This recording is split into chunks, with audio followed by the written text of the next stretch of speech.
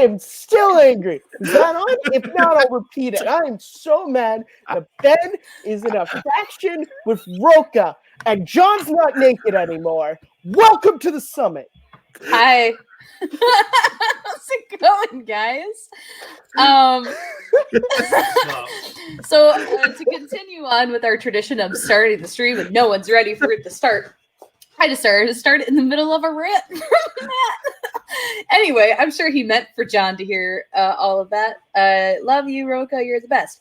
So welcome to the Take 3 Reactors Summit, where we talk about all things Schmoedown on Take 3. So today we got a lot of stuff to talk about. We have the New York Live event to talk about, some great matches there, a little bit of news. We talked a lot about the news in last week's. There's not a ton to talk about for this week. And then, the matches coming up for next week.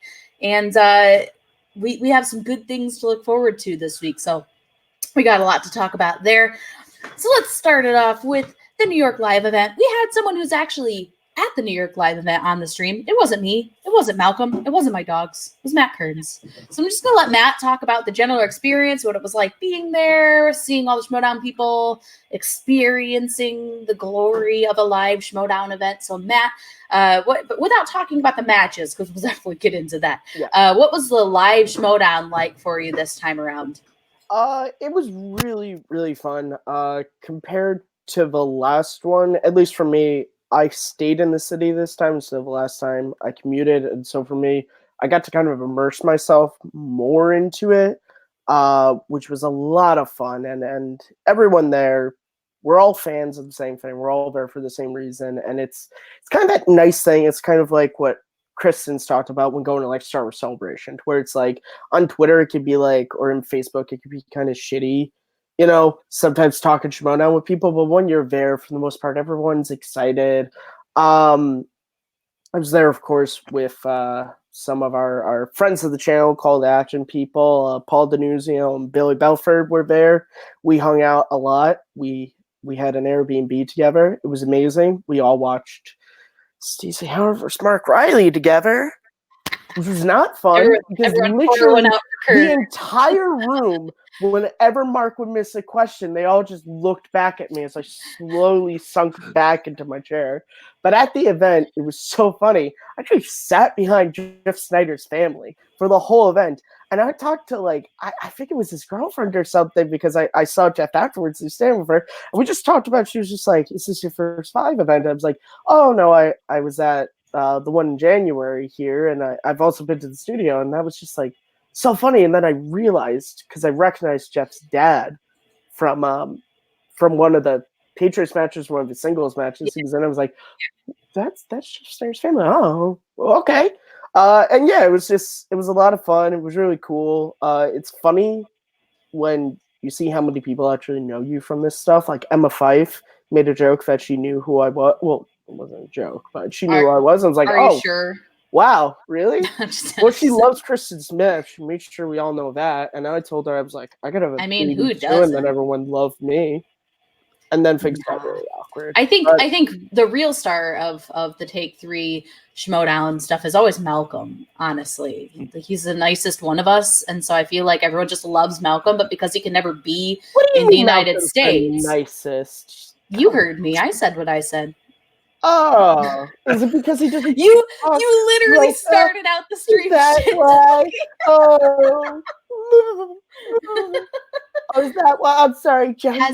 Has Malcolm ever started off a stream shit talking anyone? I don't think so. Roka's just the greatest. I love how he ain't never defended a belt ever. So wonderful. Has Riley?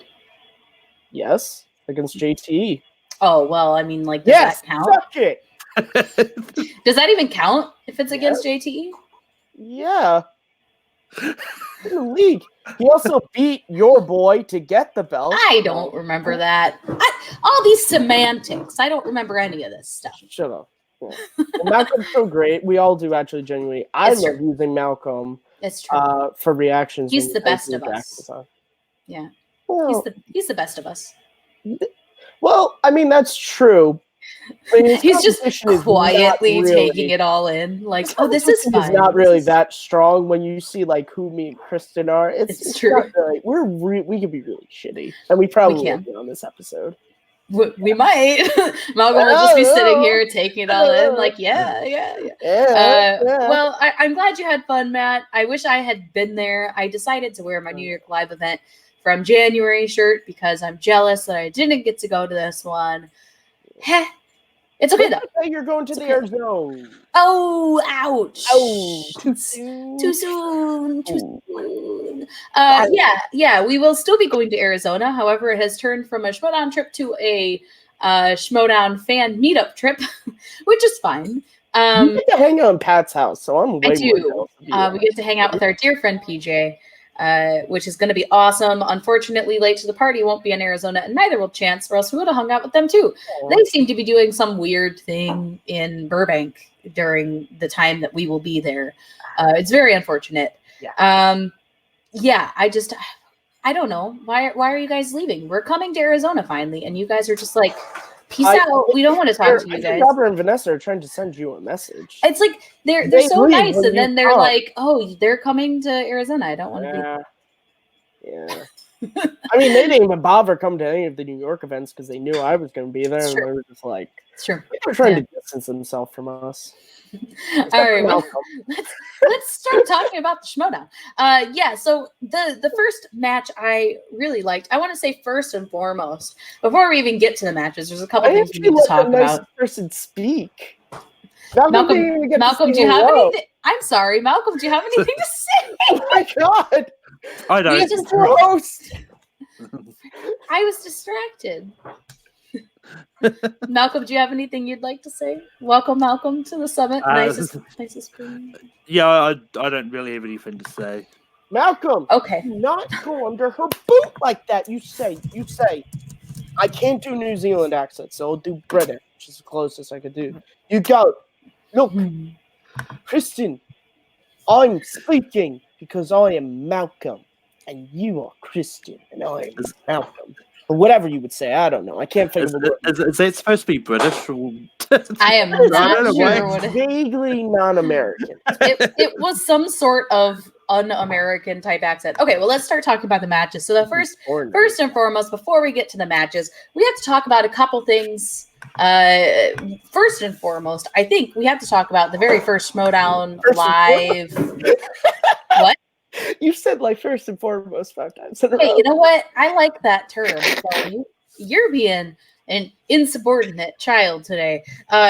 First and foremost, we're going to talk about the very first Schmoedown Live marriage proposal, which was a big surprise for a lot of people. It started out as some weird smoke screen, like we picked a random person to come up on stage, and it was like this big thing. But obviously, it had to have been planned beforehand, because like how would they have known that? And it was very sweet, and the fact that she didn't know who Mark Riley was made it even better. Yeah. I met them after the event, and I said to her, I went, were you just playing along at that point? Did you really not know? And she really didn't know. Mind you, I was wearing my Yodi shirt, and I tried to call up the news, and I'm like, what the hilarious. The fact that she legitimately just didn't know who Mark Riley was, that really just topped the cake for me. But do you guys have anything you want to say about the marriage proposal? I mean, it's weird talking about a marriage proposal when you're talking about the Schmoedown, but it happened, and it was pretty cool. So, Malcolm, did you have anything you wanted to say about this surprise? Well, yeah, I mean, this is one that I've met Antonio before, because he's in the fan leagues. Like when I saw him come on stage, I at the first I thought, oh, cool, it's someone I know getting on stage. It was picked out of this crowd. It's like, and then they went on, and then they did all that. It's like, I didn't know where it was going, but the thing is, like, if his girlfriend was only new, that she technically was correct, because that was the only match that Ben Bateman had. So, like, well, before Who's the Boss and that, like, Ben did team with Dagnino first this year, so I mean, like, So, technically, she wasn't wrong, but She was yeah. wrong, guys, but it's okay because they were very nice people when I met them afterwards, and I thought the joke Harloff had, where him and Ellis were like, just in case we also had a second screen, and Harloff's just like, always two outcomes. I thought that was a great way. I said it out loud. I was like, "Oh my god, what if she says no? Oh, How awkward is that gonna be?" Because at a point, me and Paul Denuzio, I said it a lot because I'm saying next to Paul the whole event. I'll be saying me and Paul, but BFFs forever. we both were like, because we could clearly tell what was happening. At a point, we were both like, what if she says no? That'd be super awkward.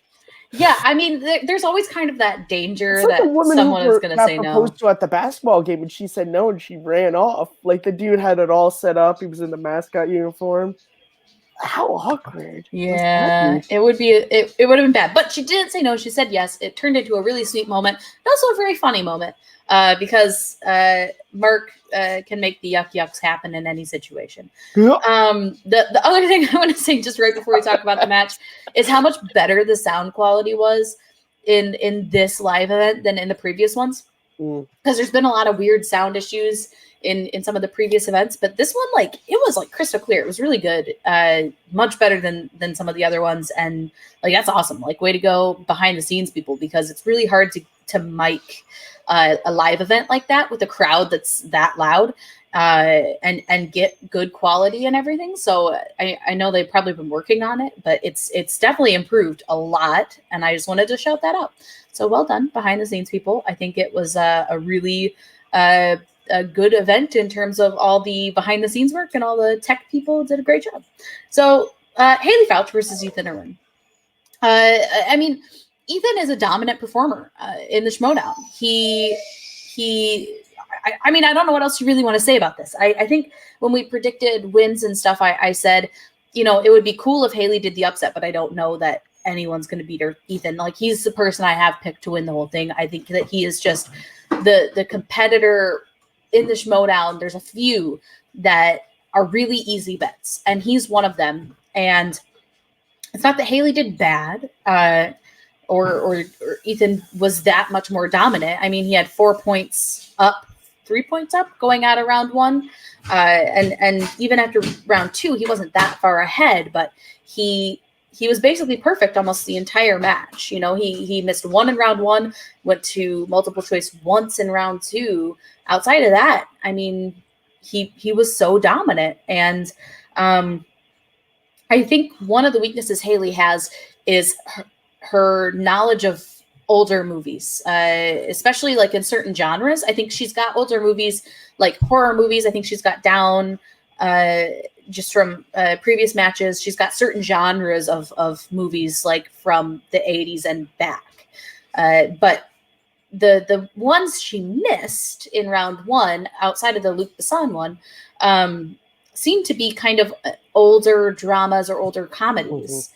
And, you know, it's definitely a gap that she needs to work on, because there's a lot of questions about, like, there's more cinema history than the last 20 years, unfortunately, because there's a lot of movies in the world, which is why I will never do the Schmoedown, because I can't remember shit. But yeah, it's definitely a gap she needs to work on. Yeah, right.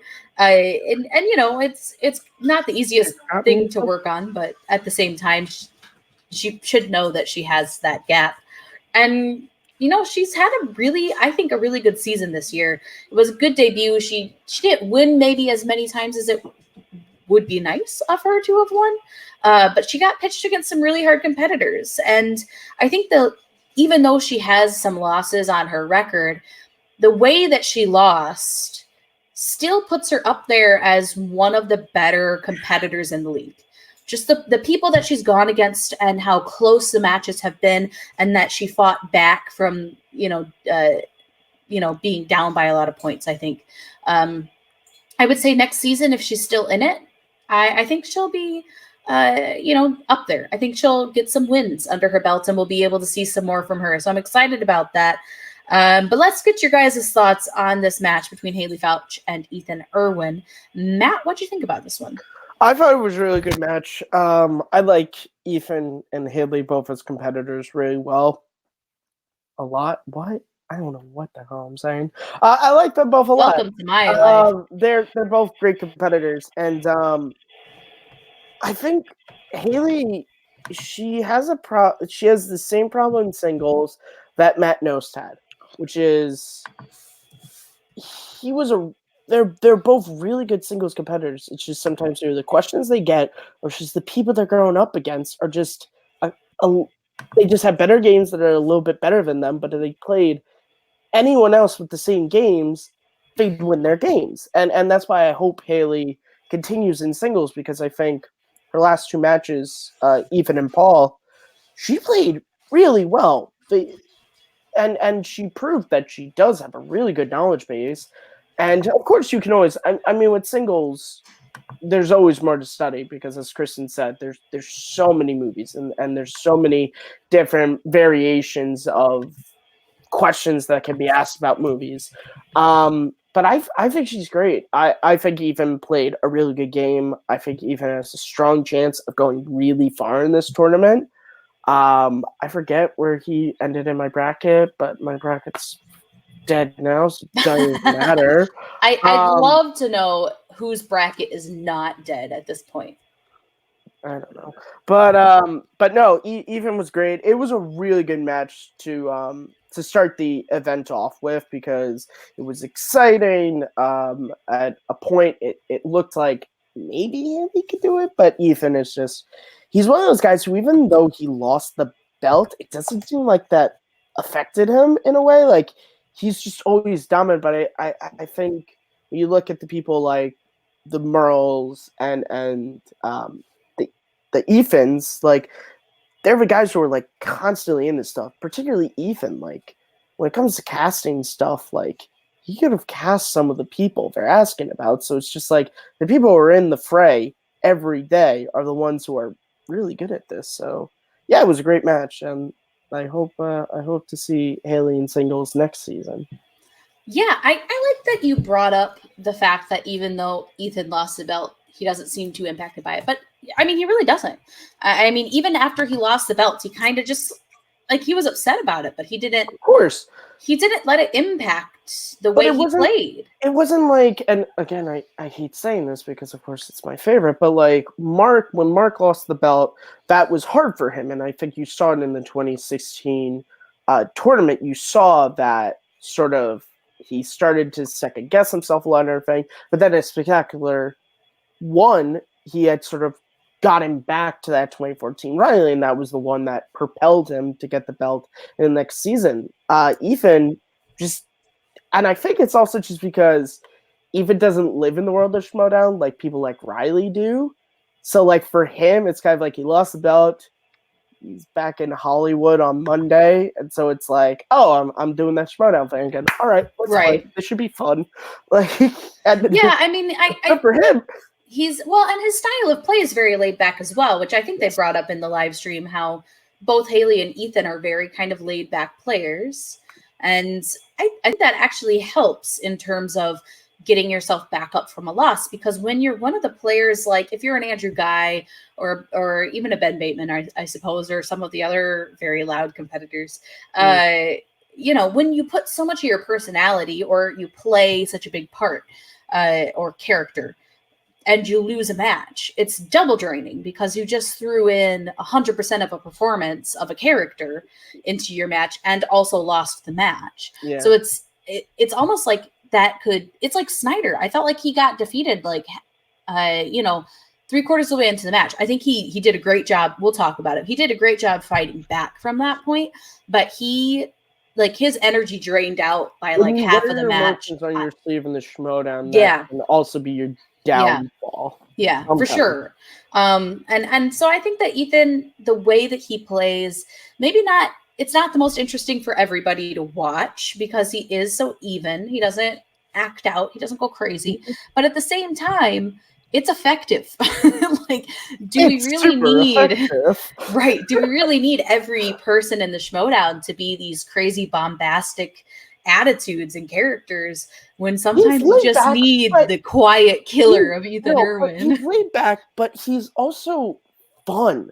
Yeah. Like when Ethan's on the mic, you can tell he has a genuine love for film and like competing. Like he genuinely wants to be there. He wants to have fun, and he's so laid back because this is just like a fun thing for him to do. And I like that. I like that we can have these competitors who, it's not that he doesn't care. It's not that he's boring. Right. He's so laid back because he's like, like, I'm not trying to insult him, but like Koi near Gitam was like that too. Yeah. But Koi wasn't there to win a belt. Koi was just like, I love comic books, and he's a nice guy. He's a nice guy, but I mean, Ethan on the other hand is someone who is very dominant, but he doesn't have to like talk about it. He doesn't have to get super serious. Right. He's a lot like Drew McWeeny, especially Drew McWeeny before Sam Levine brought him a little bit out of his shell. He's early, he's there. He respects film. He's super into film, and you know that, and you could tell it just by looking at him when he talks about movies. That is his passion, right? Like they get really fired up about movies, but he doesn't have to get fired up on the mic. They just you can just see the passion they have for film coming off of them in their interviews, and I think that's part of the charm of those characters. McWeeney's a little bit different now, especially with this new faction.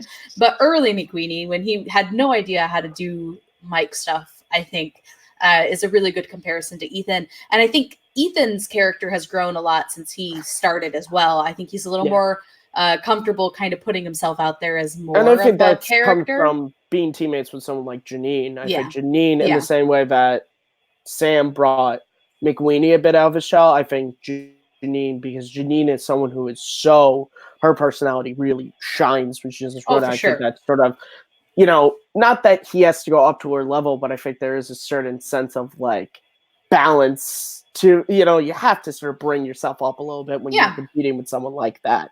And I'm really happy for it. That's why I was so happy that Ethan was in this tournament. And he was also really nice when I met him. So that was cool. That's good. Too. Malcolm, he's short though. He wasn't like, Matt, should you really be talking? No, but it just made me feel good that like maybe I could be Ethan one day, because that's how it works. Because I'm short and I like movies, maybe I could be Ethan, right? Just because you're sort of similar to someone who competes in the Schmoedown, that's how it works. So Malcolm, speaking of, I don't know how to transition. Speaking of hobbits, I'm just joshing you. Aren't I taller than you, Kristen? Hey, I'm a girl. I'm allowed to be short. That's sexist. On behalf of all women, I'm offended. The average height of women is shorter than the average height of men. It's just a scientific fact. Malcolm, on that note, as a man yourself, how tall are you? How tall are you? I'm probably taller than both of you. So. That's not a direct That's not an answer. That's all I'm saying. So my theory for today is that Malcolm is actually just a hobbit. Yes. And he's sitting on a height chair for all the Lord of the Rings books. Right. Okay. Sorry. Malcolm, what do you think about this match between Haley Fouch and Ethan Irwin? I enjoyed the match because it did show that they both were good in trivia. I think I don't know if it was one that was it would have been more entertaining if you're at the arena, or if it was just one it just didn't come out on when I was watching the live stream on the entertainment factor itself. So, it was a good match. It showed a lot of things. I think it'll be interesting to see what happens if this one was filmed in a studio, sort of how more comfortable Haley would have been. Because I think the fact it was in a live setting may have played with Haley a little bit as well, because it's Haley's first live event. If you don't count the free-for-all, it's her first live event in which she was on stage for longer than what she was. I don't know how to explain it better, but yeah, it was a good match. It was entertaining. I'm glad Ethan's moving on, but I would have loved to see Haley pull the upset.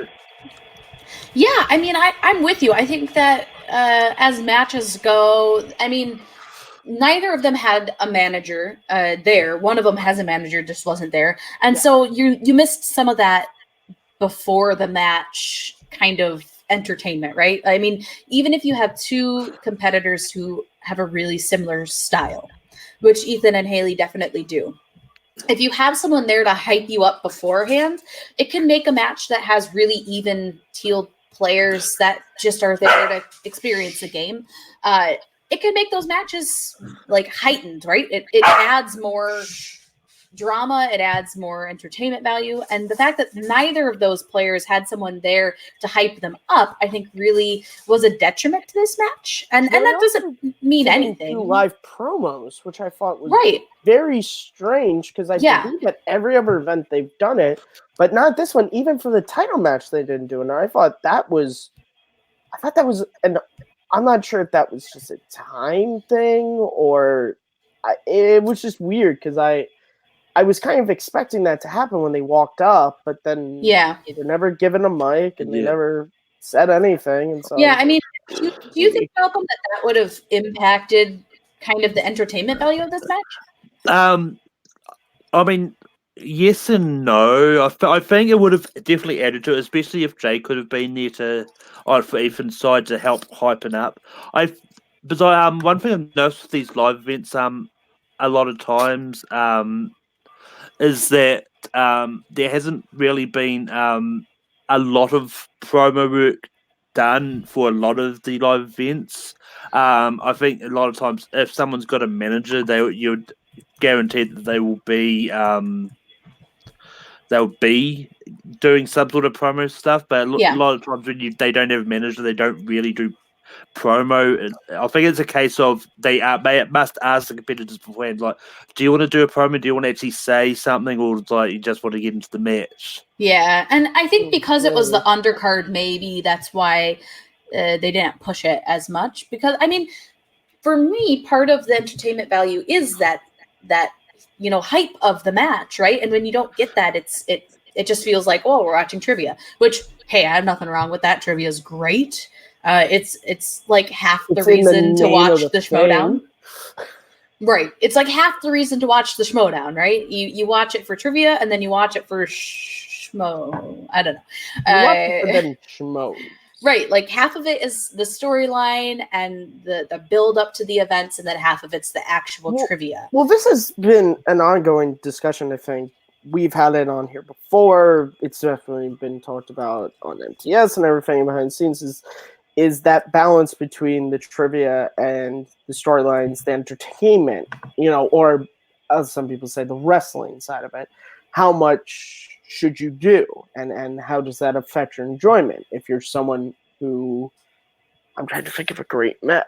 I think something, I can't think of a match off the top of my head, but it was a lot more trivia based and not storyline, where I probably didn't like it as much because I'm someone who, if it's not clear, I'm far more into the storylines and the characters and the cutscenes than I am in the trivia. And I do like the trivia. I like to sit there and say how much I know, and I particularly like it when my favorites know a lot so they can win, but I'm far more interested in what's happening with Tom and Roka. Right. What's happening there. I'm definitely in the same boat. I mean, if you've ever watched a solo reaction from me, there's very few points being won from me. I'm not anytime soon in singles or teams gonna put my name in the maybe Inner Geekdom one day, but definitely not singles or teams ever gonna put my name in the ring. Because you may want to put that name in now, because I think if you wait, by the time you get in there, Salisky is gonna be like, "Who was the grip on Wonder Woman?" I mean,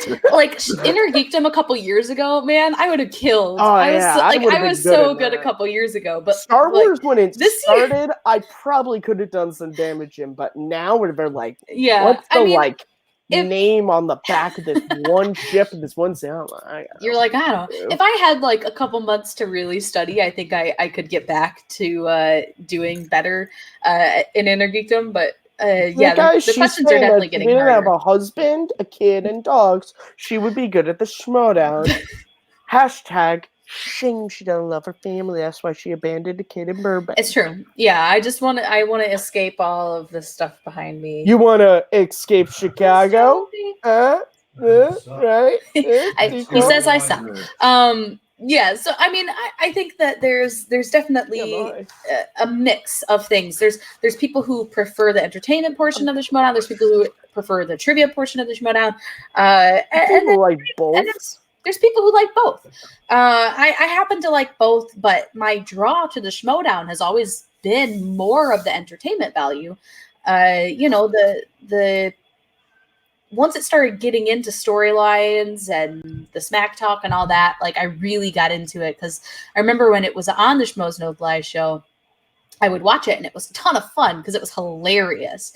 And, there was so much energy and it was just fun in a completely different way. There was no storylines. There were no weird, people getting thrown through tables. None of that happened, but it was still just fun. And, once it moved into more serious trivia, you kind of needed that balance with the storylines and all the random cutscenes to balance out all that serious trivia play. Mm-hmm. So that's, look, Mr. Miyagi said it best. Balance. Balance is key.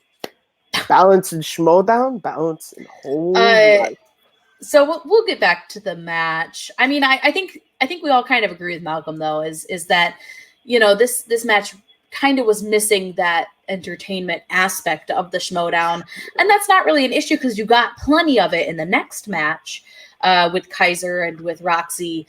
Really kind of I think it's really interesting Malcolm said that because I didn't notice that until I started to think about the match because of course for me it was hard to not be entertained because of course I'm surrounded by Paul Denuzio and his wife Billy and the fans, the New York fans went insane. And Alex was there and Pat. Alex. So it was fun. And then but yeah, when I think about the match, it's if I was watching it on the stream, how invested because I like Ethan and I like Haley enough, but how invested. Damn it, Malcolm! Why do you have to have me use my phone now? Why do you have to have good points, Malcolm? So let's continue talking. I do have a couple things to talk about. Secrets? No, what secrets? No, I just think that we should bring up that Haley was really close to getting her 5-pointer and making it even more of a match. What was her 5-pointer again? It was like Sunnyside, some daycare. That was the 2-3 one. I said that to Paul. I turned it was Sunnyside. I have no clue. And then that was right. She was so close to getting it right, and when that happens, it's happened to many people. It happened to Clark Wolf. It happened to it happens Clark to Wolf. So many people. Yeah, it happens a lot. Just even if they don't say it out loud, they say, "Oh, that part of that was on the Sid Went Down." It's just one of those things where, it stinks. I mean, especially when you're, in a TKO kind of place. Yeah, it's kind of sad. It's just that she was so close to getting it right and just was that far off. And the other thing is, I just wanted to say that the digital wheel is such a heel that it didn't even show up for the first round. That's how you know you're a heel. When everyone's counting on you and you just don't show up at all. So digital wheel, that was congratulations. So funny. I'm not sure if they showed it in the cut they put on YouTube, but Ethan literally before he went to pick, he was like, Can I hear all the choices? At first Harloff was perplexed because I think he had flashback to 2014 when you would just randomly pick. And he was like, yeah, but on the wheel we get to know what everything is. It's true. And then I'm like, oh yeah, I guess we should read it out. And I mean, Ellis did read them out, so I assume that stayed in. But yeah, it was just really funny to me because I have been making this joke for a week, maybe 2, that the digital wheel could be up for heel of the year.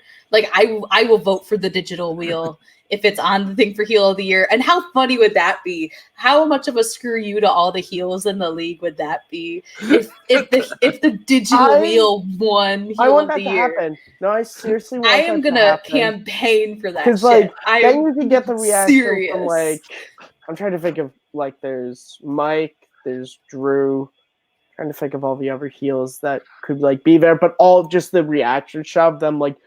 It's like I want them to start reading someone else's name. This is what I want to happen. They start to read. It's like, and the winner is my.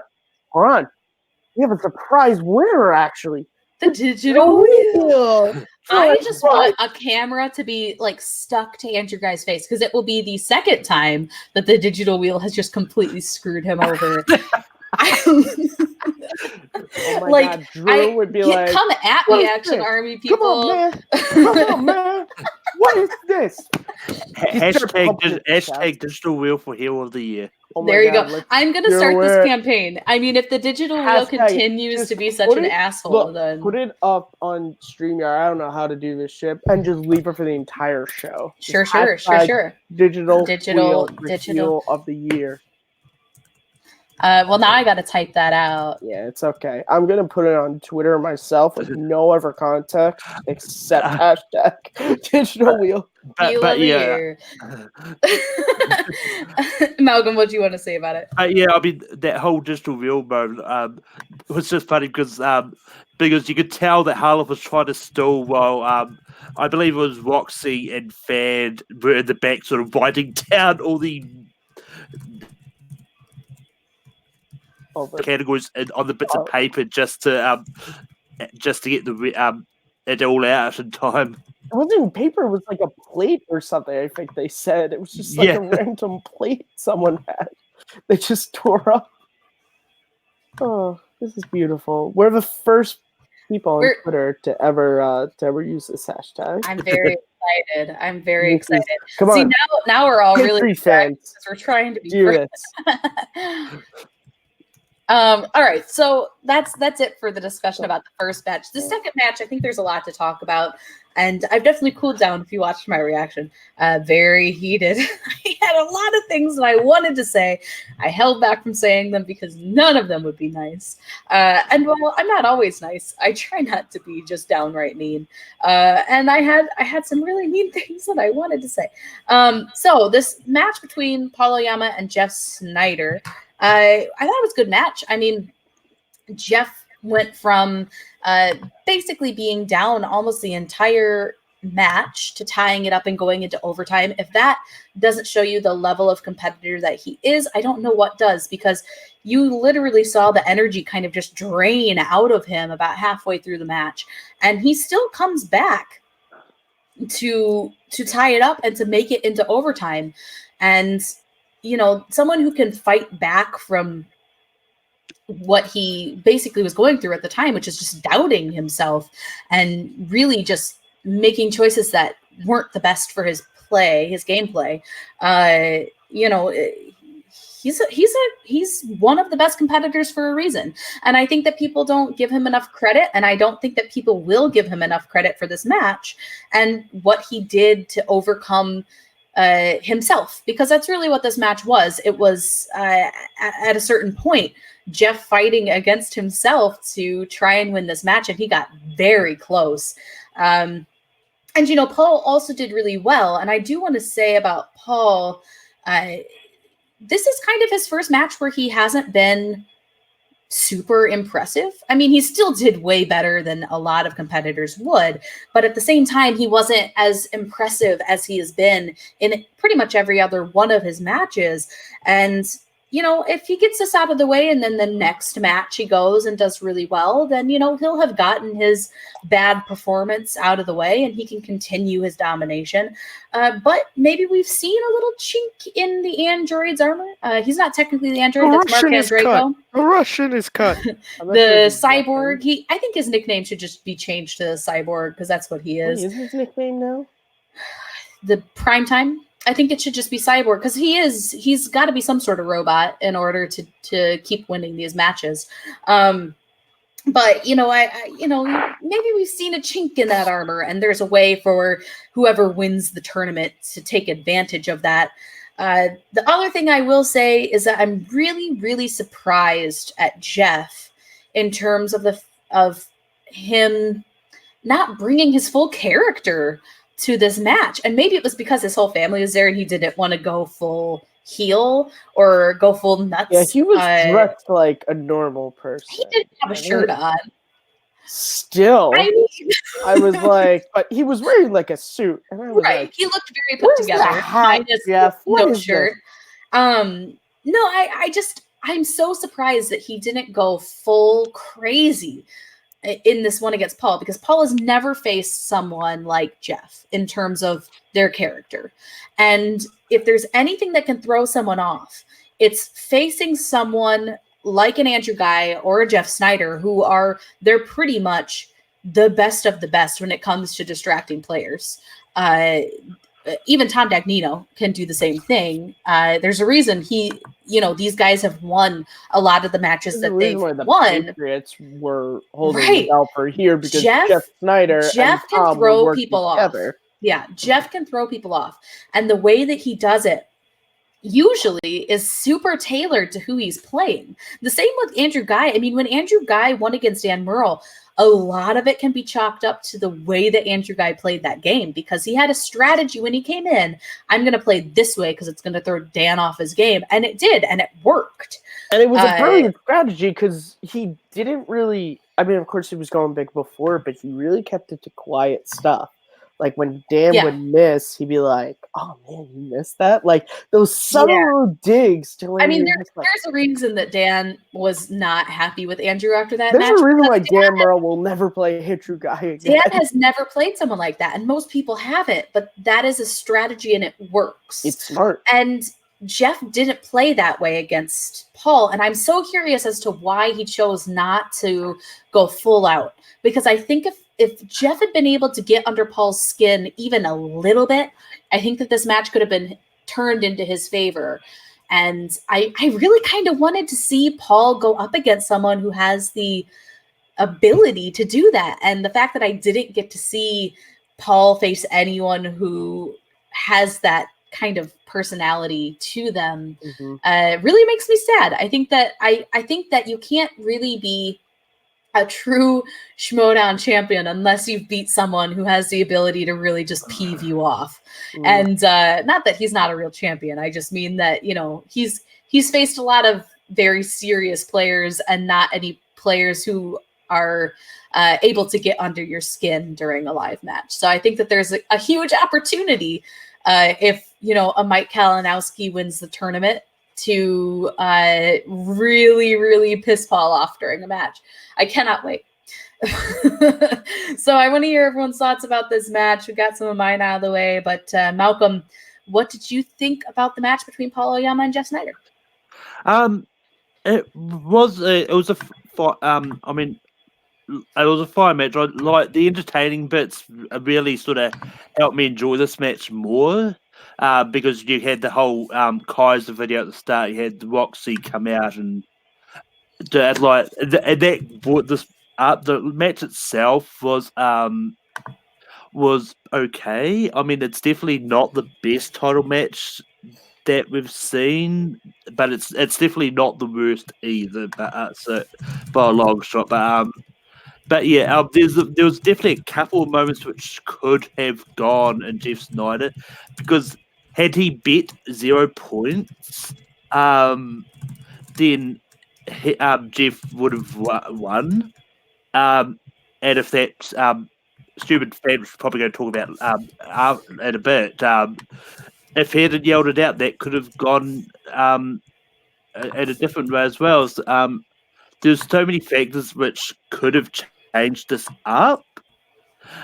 But yeah, I've no idea where I was going. It's cool. You mentioned my biggest rage moment of any Schmoedown reaction I think I have ever had, with the person saying an answer in the front row. I raged so hard, and I was like silent raging too. Like I just wasn't talking. I was like, what kind of asshole does this? And then I just went silent, and I was like, and then like 5 minutes later, I was like, I still can't get over the fact that someone did this. Like, man, I was so pissed off, and I'm sure people in the theater were just as pissed off. Am I right, Matt? Yeah. So when that happened, because I knew it because I love Rain Man. It's one of my favorite movies, and I knew that's like a big part is it's got to be from Kmart. And so I knew it, and when he said it, we literally like So I turned me and Paul and we were like, shit. But the biggest thing was you could clearly see Harloff was just like pissed when he was like, do that again and you're out of here. The biggest thing was in Haley and Ethan, and up until that point, when the competitors would get questions, people were quietly, like me and Paul would turn to each other and we'd be like, oh, I think it's this. Like, like you do, even though they say quiet, you quietly say to yourself, you don't shout it out. After that, you could hear a pin drop when a question was asked. No one was turning to their friend being like, oh, I think it's like, everyone was like, I did, however, when Paul got his second question, I guess, and he missed it, I turned to Paul and I went, I hope this is not a 1-point game or else this is going to be fucking shitty. Which it, I guess, technically ended up being, but it was a real crazy moment live. I was more just in shock that it happened because, of course, like before the matches start, they're like, "Don't yell anything out." Like, we're all here to have fun, blah blah blah. And you always think you're like, "Oh, well, this is never gonna happen." And then it fucking happened, and we were all like, "Oh God." Yeah, I mean, I literally, I mean, I said the same thing in my reaction before I had even talked to you about this match. If this comes down to being a 1-point game, that person in the front row is probably going to get shanked. I mean, it was just the other side of the thing. To screw Paul over, basically, of a win is such an asshole thing to do. Even if you don't mean to do it, they literally say at the beginning of every live event, do not say the answers out loud. Do not even think the answers very loudly. Just keep your mouth shut or we'll kick you out. And you have to abide by the rules. Even if you don't mean to do it, like you just have to keep your mouth shut when the question is being asked. You don't say anything to your friends. You just sit there and you're quiet for 2 reasons. 1, because just in case you say the answer out loud, and 2, because it's really hard in a theater for the competitors to hear the desk. And that's some of the first live events, the issues they were having, and they had to do a lot of repeats because they could not hear the questions that were being asked. That was a huge deal. It was also just like weird that he, and again, I really feel bad because I don't know who this guy is. I'm sure he didn't mean to do it, but it was also just like shouting it out. Like, I get saying to your friend, but the fact that he blurted it out, it was just like, why? Like, why, man? Why would you, like, it's one thing to say it, but you blurted it out, or you're in the front row. Like, did this guy just forget that Paul could steal? I mean, I don't know. I just, I'm sure it was a brain fart moment, but if you're going to a live event, you train yourself beforehand. You do not say any answers. Even if they've gotten it wrong, you keep that answer in your mouth and you just shut up. You train yourself for all live events for that. I mean, I was like so livid. Concerts, don't sing the lyrics out loud. Let Aerosmith do it themselves. You might mess people up. Okay? You're going to see a book reading live. Don't read the book out loud. Let the author do it. I don't know that this all still applies, Matthew. You go to a balloon event. Don't try to do balloon animals in the How many balloon events are you going to? You go to a monster truck rally. Don't drive your car in the stands. You might kill someone. Okay. All right. Well, I mean, I agree with you guys. I think that the fact that Paul had that happen, they made the right call, and it was a hard call to make. Yeah. I'm glad Paul was smart enough to catch that.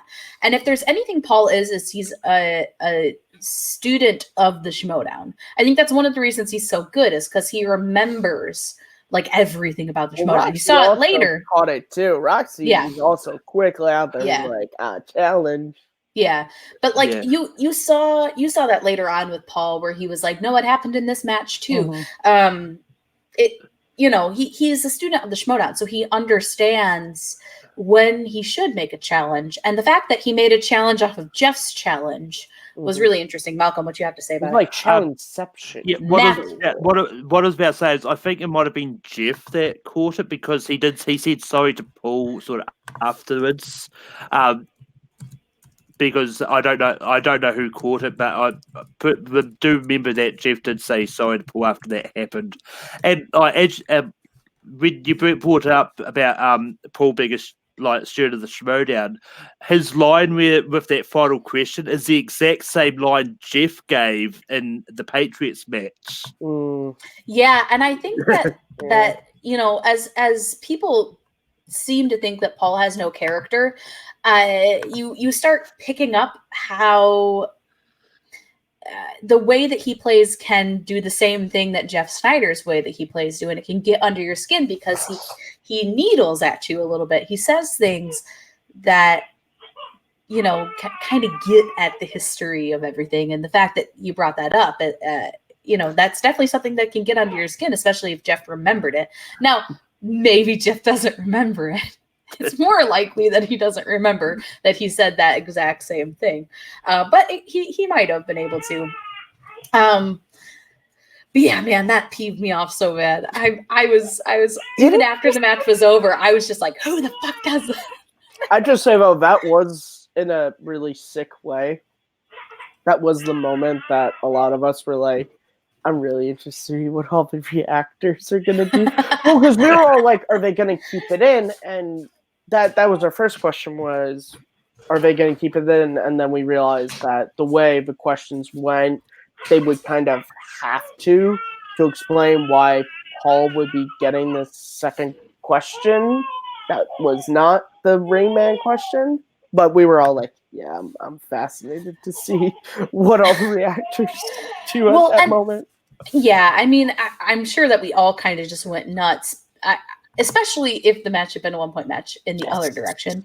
But yeah, so I mean, there's other things to talk about with this match. My notes are really focused on that point because she just has I have it in all caps, underlined, like. It's like, oh god, why can't I think of the movie now? The only movie I can think of is a movie most people. It's like Crystal Skull. When Ox has the writings of the skull all over he has all over. It's a good movie, but he has the writings all over like the floor and the ceiling. Kristen, I just assume all over her house. She just has written like, keep your mouth shut, keep your mouth shut. Wait, no, okay. I was thinking of Laces Out from East Ventura. That's what I was thinking about first, was when he goes in and it's just the notebook is just laces out, laces out, laces out. I know movies. Let me play Harlow. One match. The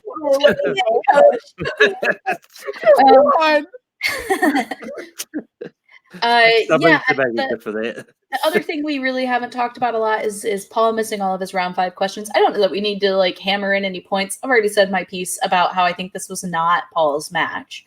The fact that he still won is, I mean, good for him. Miracles, man.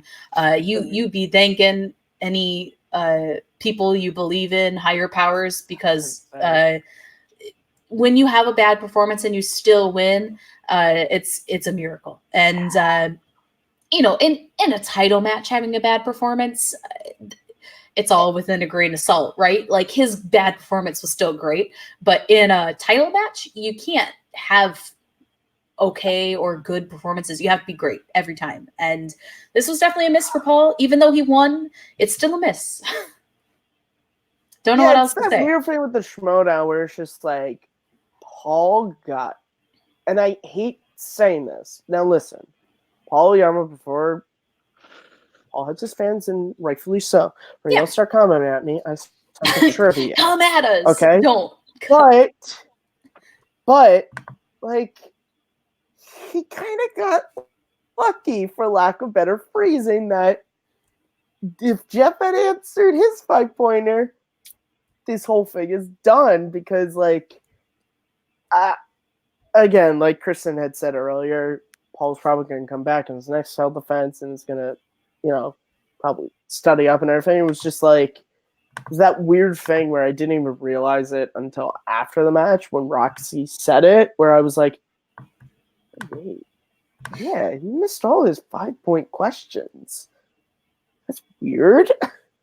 Yeah, I mean it's and the fact that he missed all of his round 5 questions and then came back and got after Snyder for missing one, like, I don't know. I was a little peeved at that, and I know that this has been It's brought a up before. weird, like, it's a weird flex when it's like, and I think you Yeah. actually called him out correctly. To No, where she, it's like, for sure she did. dude, you missed. It's like I suck at trivia. It would literally be like me calling Paul out. Right. Yeah. It's just a little weird. Like, I understand being a character, being a heel, but it's a bit of kicking a man while it's down, and it's also a bit of like, well, you're one to talk. You missed all your round 5 questions. You know, you It's should the pot be a calling little the bit. kettle black. Really, it is. I mean, like, you got to have a little bit more respect for your other competitor in the game.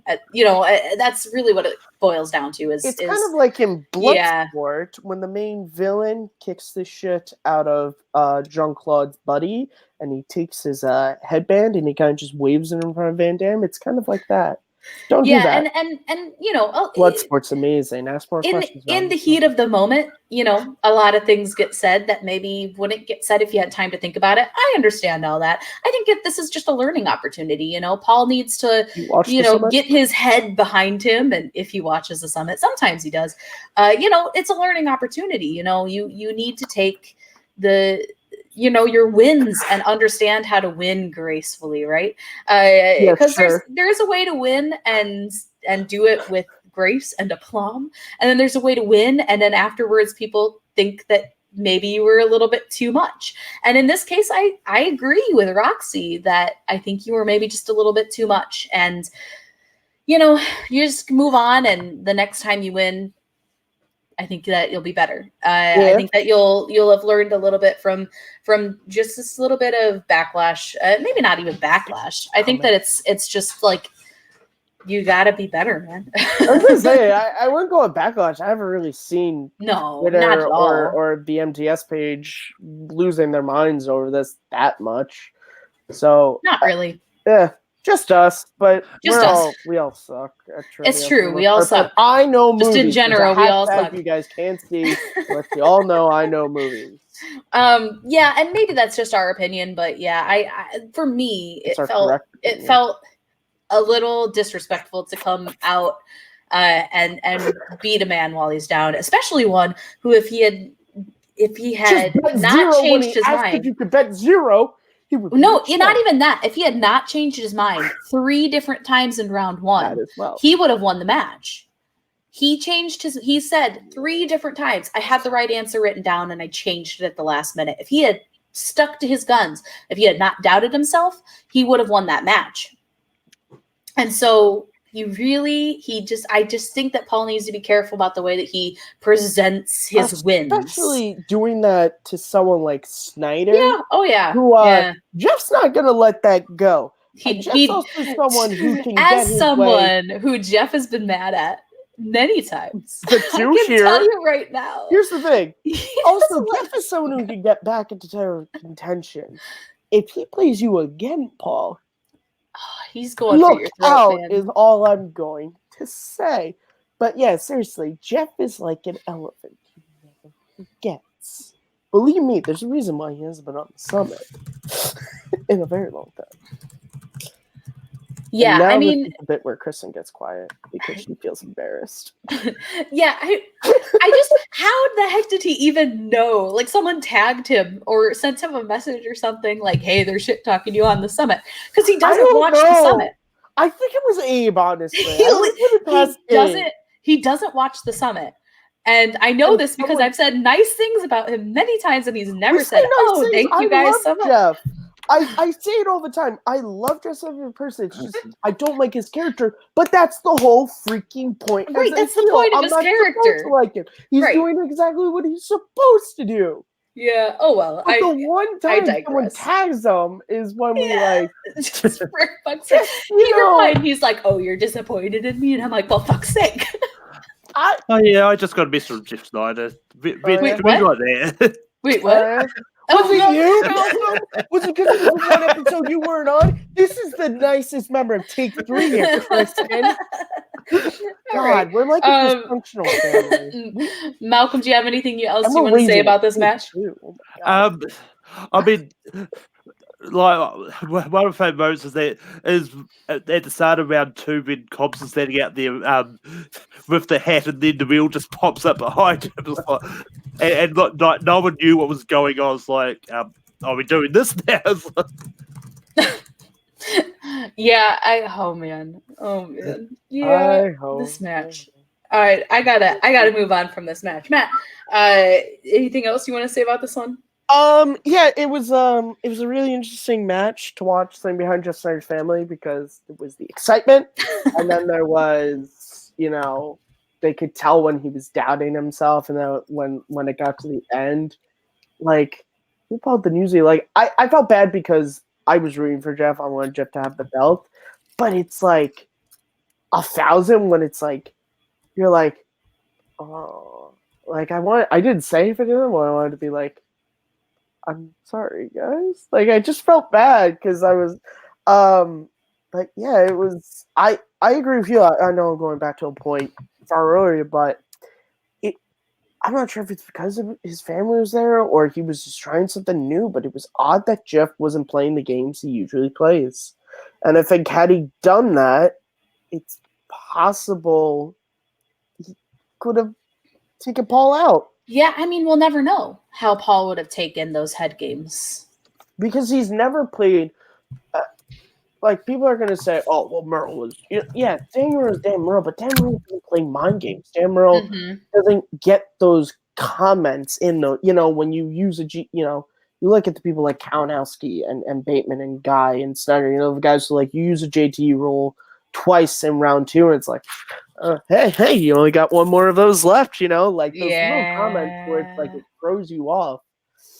Yeah, that's why I hope Bateman wins the singles tournament now, because I think Ben can really give Paul a run for his money. I think Kalinowski could do it too. Kalinowski too. Yeah.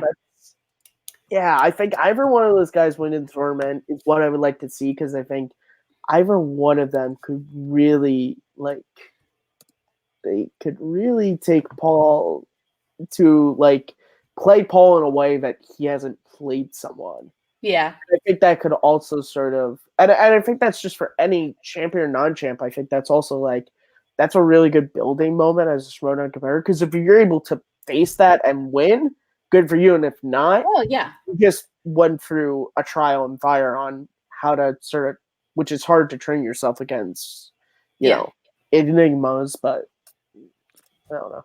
Tom Decker. The best. Tom Dagnino's the best. That's how we'll end our talk of the Schmoedown, even though Tom had nothing to do with this weekend. Tom was there.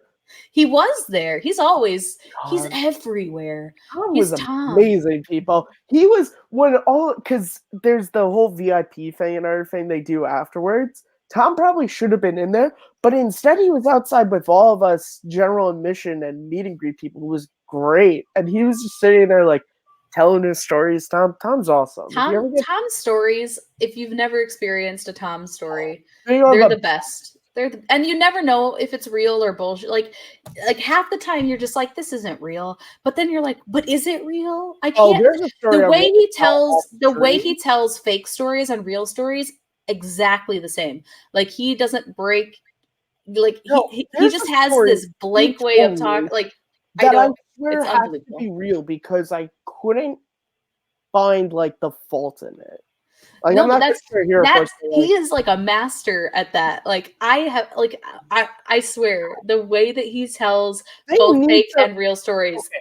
We need to create masterful. That it's literally like Find the Bullshit or something, hosted by Tom Dagnino, where it's literally just like the thing you used to do on the Schmoedown live show, except like like there's the show with Penn and Teller where it's like, can you Teller with magic? You do that, except it's can you bullshit Tom Dagnino? Oh my god, bullshit. He could probably be like, that's fake. $1 million idea right there. Pitch it to him, because I feel like he'd be into it. Let's do it. We can be partners on it, or if you don't want to be partners, to just take the idea as your own. I'm totally okay with that. Just, next time you see Matt, just give him a high five, and it's payment enough. Tom did that all right. Tom made me feel really good, because we were checking in for Ellis' show on Friday, and he was walking in, and he turned back because people were like, Tom, Tom. He goes, "Sup, Kearns?" And he walked in. I was like, You're like, that's right.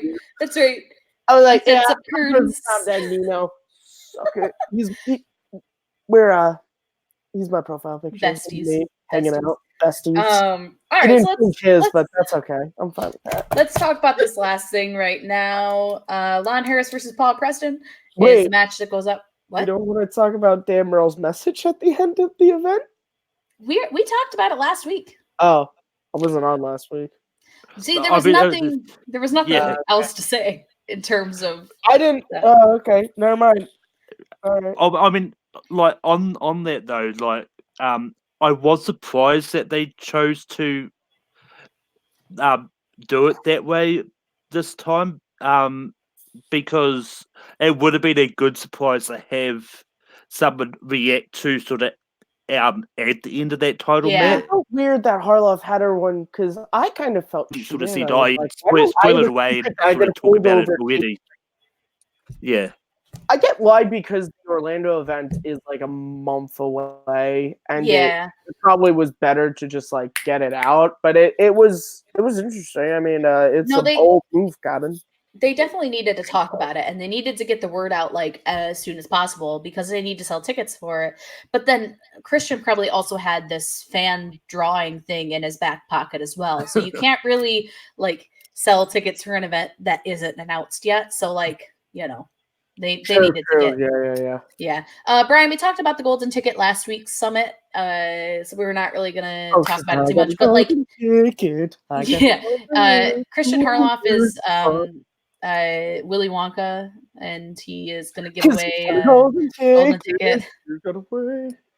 But yeah, we did talk about it last week, so definitely. What did we talk about last week? Yeah, for sure. No, what did we talk about? Not the fan golden ticket is what I think Brian. Because we got a golden ticket. Oh well, then I guess we'll talk about it right now. So yeah, the Orlando event. There's going to be 4 fans that are randomly selected to compete in a 4-way. That then the winner of that wins a trip to Burbank to compete against someone with whatever manager they want, no matter if it's a manager or a competitor. If you know us and you want Matt to be your manager, there's no stipulations. Matt is a great manager. No stipulations in there. You want There's no stipulations. I'm just saying, if you want 2 managers and you want to get me and Matt to fly out there, we just ask that you pay for our airfare. We'll sleep in a cardboard box. It's fine. Yeah, I'm totally fine. Outside the studio, it'll be fine. They won't care. We'll be right next to Burnett, because I think Burnett lives in the studio as well. So yeah, the dungeon is actually also in the studio. So like Kaiser's just down there like whipping Kevin Smets. I would be an amazing manager. Okay, it went a little darker than I thought it was gonna go. Oh, you want to get even more? I didn't mean like that. I meant like work harder, learn more. Okay. It went a little 50 Shades, okay? Here. There's a world of imagination. If you just scrumdiddlyshiously let us come out with you, whoever the winner is. Right. That's all we're saying. That's all we're saying. If you want to view paradise, simply just give us a free flight to California. Yeah. So definitely if you are anywhere near Orlando or want to travel to Orlando, it's a great opportunity.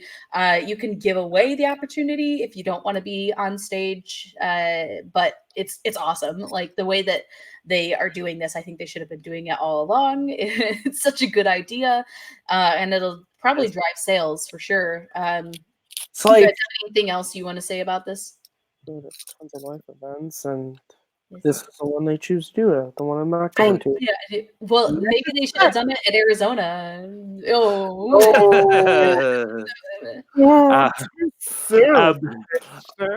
I mean, it's one of those ones like I wish I could get to Orlando because I'd like to see I'd like to see Christian pay me an air flight from New Zealand to LA. He's like, holy shit! This guy from New Zealand. Can you imagine that you're like there and he's like doing the information? It's like, all right, so are you local? Where are you? Texas? You're like, oh no, New Zealand. It's like, Does Malcolm sound like he's from Texas? I just want to put this out there. Like, where does Malcolm sound like he's from, Matthew? All right, you know what? Listen, guys. This is Howdy, y'all. enough of this talk. We need to have a conversation here live on camera. I'm blinking Morse code because I'm being held against my will. I'm being abused by two people. One abandoned me in Burbank, so don't give her a flight. She'll just leave you for a better kid. The other one is apparently the nice one here, and yeah, he's shit talking me in the chat. This is what I do every day, and I do it for your amusement. I do it for there. Are you not entertained? Are you not entertained? All right, By so the let's way, talk about Lon Harris versus Paul Preston. Gladiator on Blu-ray. Oh my God.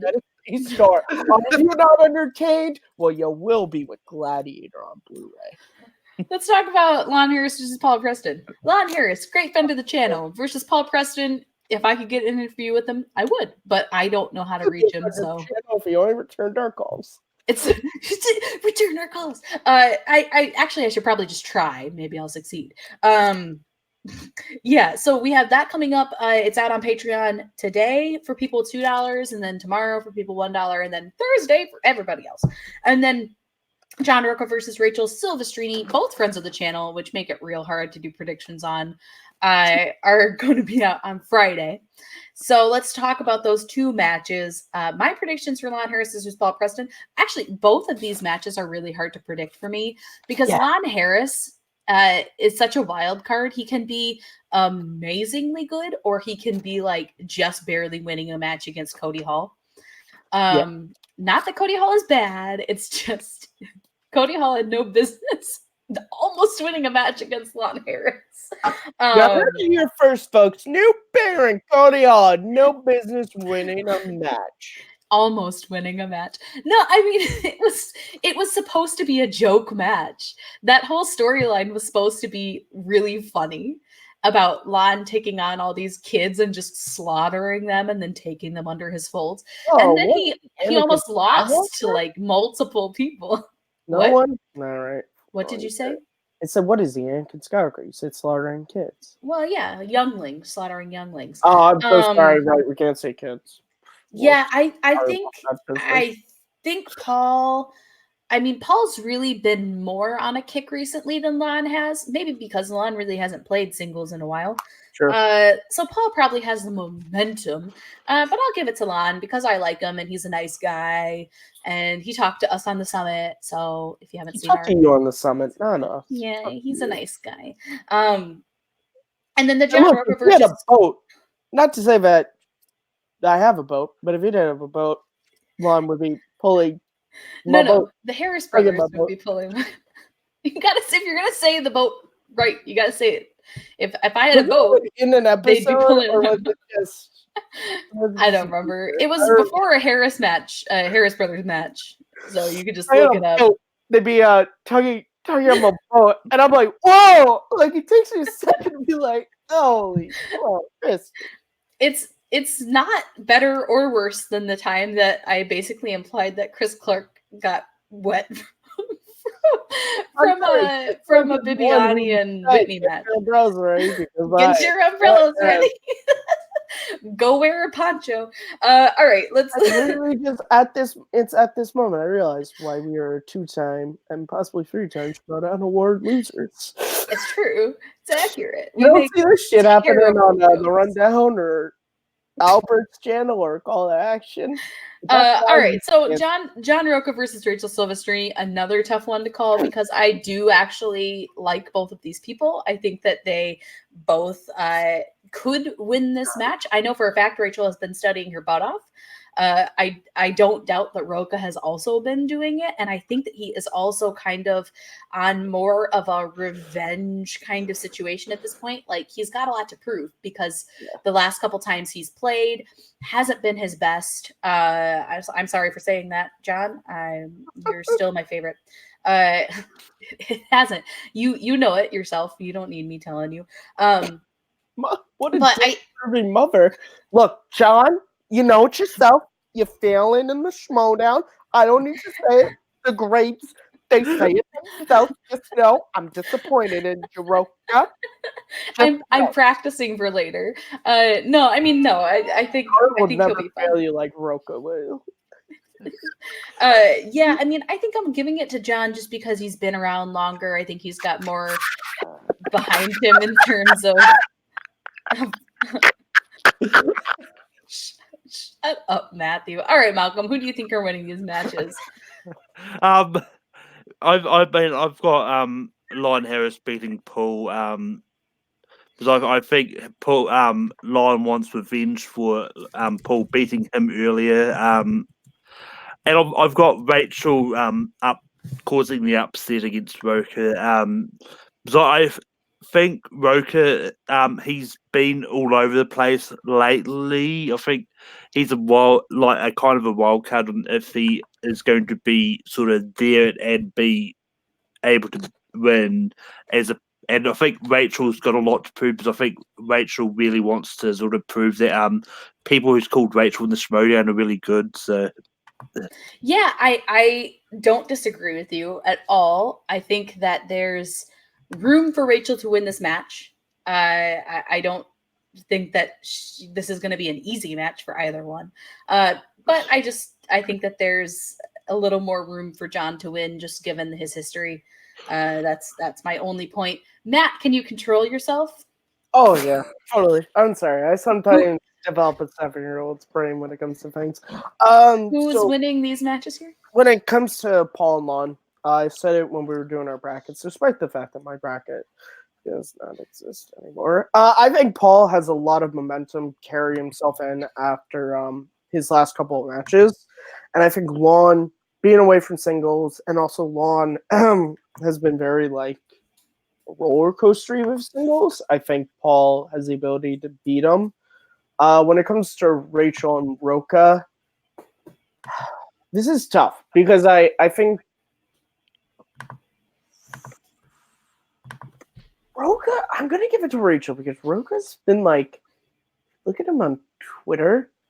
He's really weird with his whole cowboy one last final ride. It's looking it's just odd. And I'm just does he want to lose? But then on the other hand, if you saw him on Facebook the other day, it's you've seen shades of 2016 Roka. This is dumb. I don't think he never wants to lose because he's one of the most competitive people No, he doesn't of all want to time. I just think that if he does lose, I think he might want to take a little bit of a break, but that could just be as of right now, and this could totally change by the time the match airs. I'm going to give it to Rachel just because having spent the weekend with her, I think she really, really wants for sure this win. And I think for her, she's been great in teams. I think beating someone like Roka could really give her a boost that she doesn't have in the Schmoedown already. So it's the rookie against the vet, and I kind of like these matches. I kind of like when tournaments give us these matchups. Is this Rachel's first sort of challenging singles match? Oh, I mean, I don't know that you could say that, Malcolm. That's wow, Malcolm. You're trying to say that some people get through the Schmoedown not playing hard competitors, and yet they're still able to win? What I mean was, you're going to shit talk Cody Hole as well? Continue. What I meant was is this her first time sort of playing someone who's been around for a while? Yeah, because before I think she's played. She was against rookies, and then Paul, and I think this is kind of her first seasoned veteran. I think is what you meant to say, and not someone who's good, someone who's challenging. Okay. We all get Clark fingers in our words. Clark fingers in our words, huh? Yeah. I mean, Malcolm, you don't even know what Clark fingers are. Everyone knows what Clark fingers are. I mean, that's true. Okay, so we do have to talk about this live stream that's going to happen on this weekend as well, because it was supposed to be a live event, and now it's a live stream. and it's going to be Late to the Party versus the Wildberries, and then Chance Ellison versus William the Beast Bibiani. And I think this is a great matchup. It's a tournament match. It's a Wildberry wild card match. Like these people aren't in the tournaments; they're just playing for the heck of it. I stand by what I said when it was an actual event. If there's not a keg stand, I riot. That's all I have to say. It's more likely there could be a keg stand now that it's in the studio. I think that's probably accurate. But my bet's on Late to the Party to win. Not that the Wildberries are bad. I just sometimes their berries are just a little too wild for trivia. And then Chance versus Bibbs. I've got Bibbs. The Bibiani of Mr. Bibbs. I don't know where I'm going with that nickname. It's not a nickname. It's terrible. But Bibiani's a good guy, and I hope he wins this match. Chance is a good guy too. That sounds really mean to Chance. Sorry, Chance, you're a good buddy. But I want Bibbs to win. All right. So, Matt, who do you want to win these matches? Well, it's a weird way. I always think "who do you want to win" is a weird phrasing. But who do you think is gonna win? Yeah, there you go. Regardless, I think Late to the Party is gonna win against Wildberries because I think the Wildberries, particularly with the fact that like they're not in the tournament. This is an undercard. I think they just want to go there. They just want to have fun. I think they were really looking forward to it being a live event, but now it's a live stream. They'll still, they're amazing. We love the Wildberries. That they're still one of my favorite Schmoedown moments ever was meeting them, which was not planned. But and Robert and Vanessa, good friends of the channel, they're really good, and it's kind of been sad that we haven't seen them in the Schmoedown recently. So I'm hoping when they win this, it kind of gets everyone to be like, oh yeah, Late to the Party should compete more often. And then Bibbs versus Chance. I think Bibbs is gonna win. I think Chance is really good. Of course, he's one half of the team Chance, but I think Bibbs is someone who I always feel like in the tournaments, it's just that weird timing thing where it's like he always is there and he's always got something to prove. And this again. So I think Bibbs is gonna pull the win out this time. I'm with you on that. Malcolm, what's your predictions for the live stream? I think Late to the Party will win easily. But I mean, Wildberries have shown that they can cause upset, so I wouldn't be too surprised on that. And I've got Bibbs winning. I just don't think there's a chance that he'll lose. Mm-hmm. But yeah.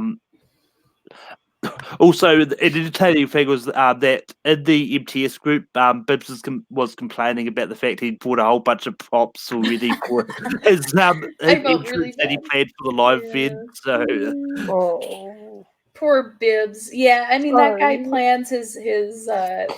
I'm actually really sad that he's not going to be able to play this live event because I think that he hasn't really had a live event outside the free for all, and he deserves one. He's one of like the core members of the Schmoedown pantheon, and so I feel like he should get a live event at some point. But outside of that, we get another live stream they announced at the end of the month, and it's going to be Mike Kalinowski versus Janine the Machine.